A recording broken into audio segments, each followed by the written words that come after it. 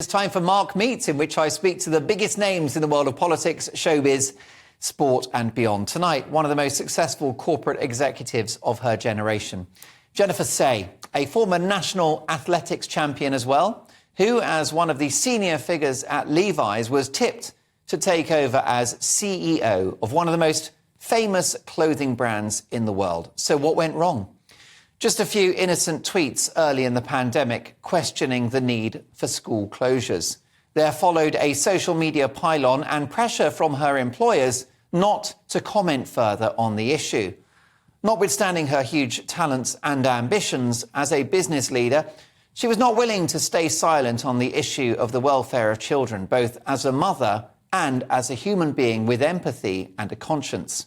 Astonishingly, although her objections to COVID measures were hardly controversial, this sorry drama ended in Jennifer's departure from the company.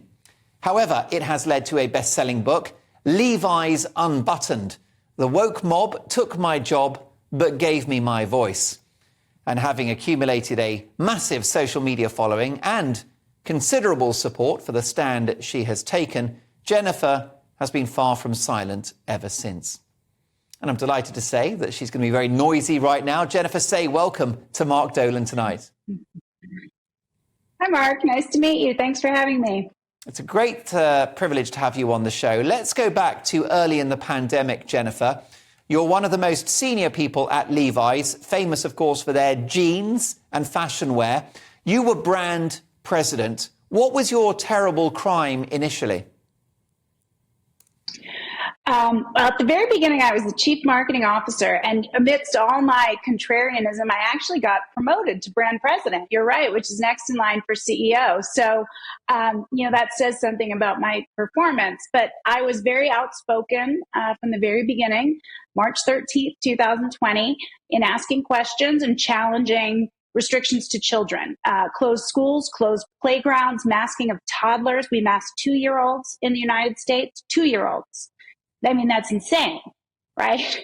I focused my advocacy on children because I thought that was a bridge that we could kind of find some common ground and that nobody would want to harm children. But boy, was I wrong. And, you say these views weren't controversial, but they were incredibly controversial. Where I lived in San Francisco, you had to embrace, stay home forever, lock yourself at home, lock your kids in their room.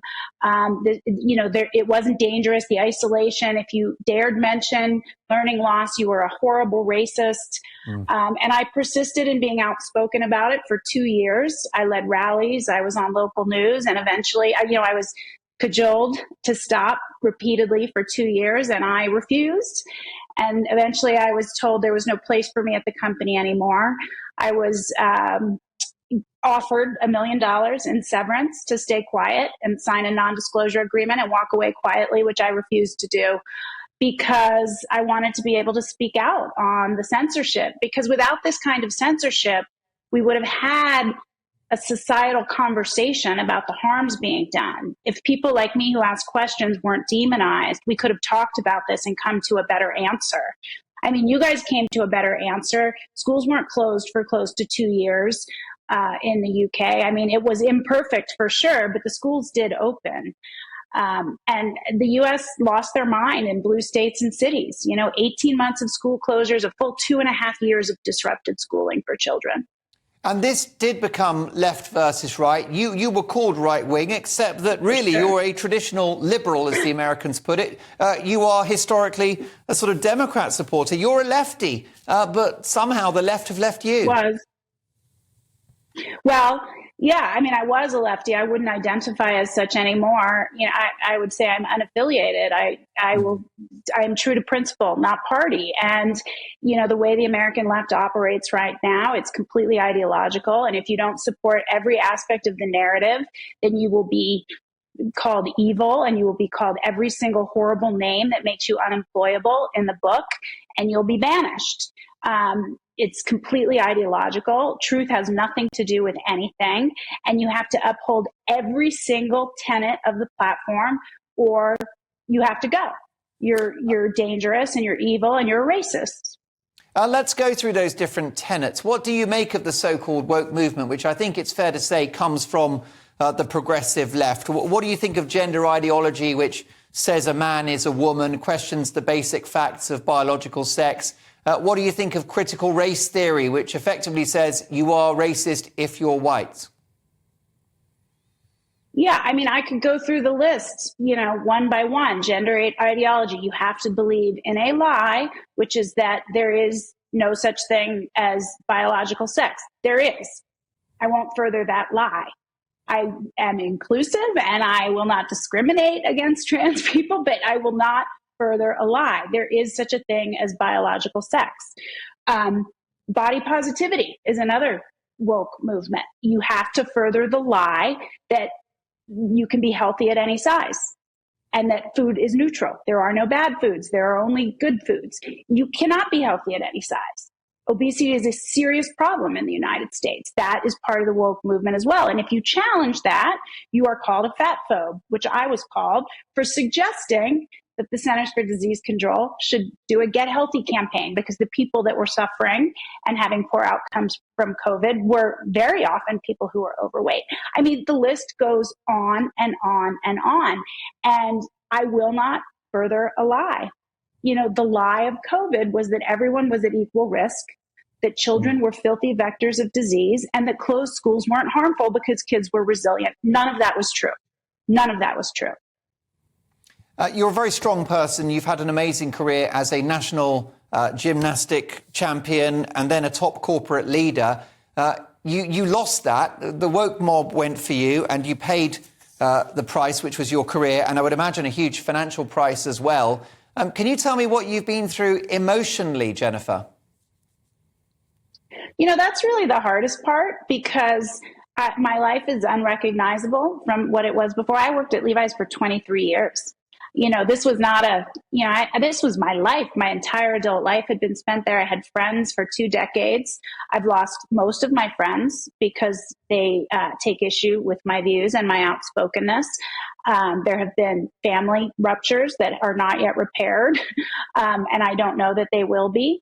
And I don't have a job, and I think I'm still considered a little bit too mouthy and dangerous for corporate America because I say what I think.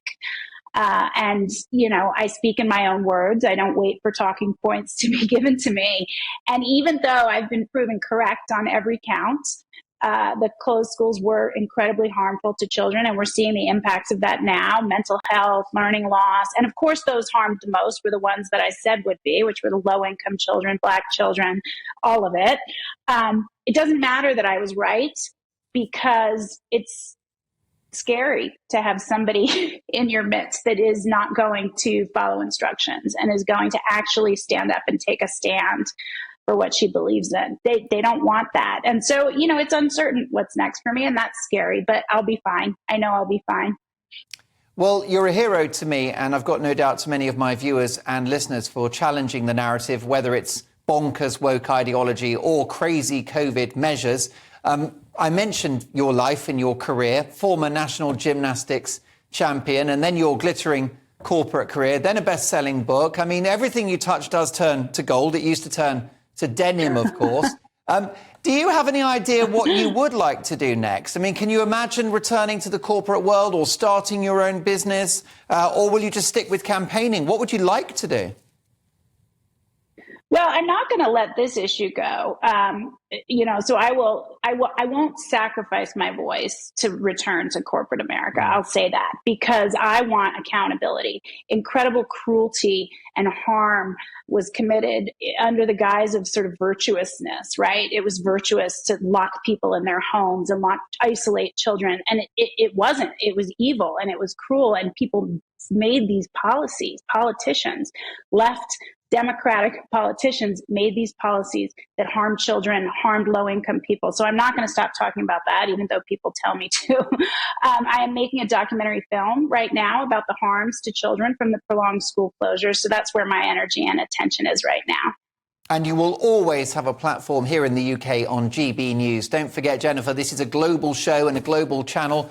Many people are watching in the United States and North America on YouTube. And I do look forward to your return to the programme. Your book is out now. It's called Levi's Unbuttoned. The woke mob took my job but gave me my voice. And what a voice that is. My thanks to Jennifer Say.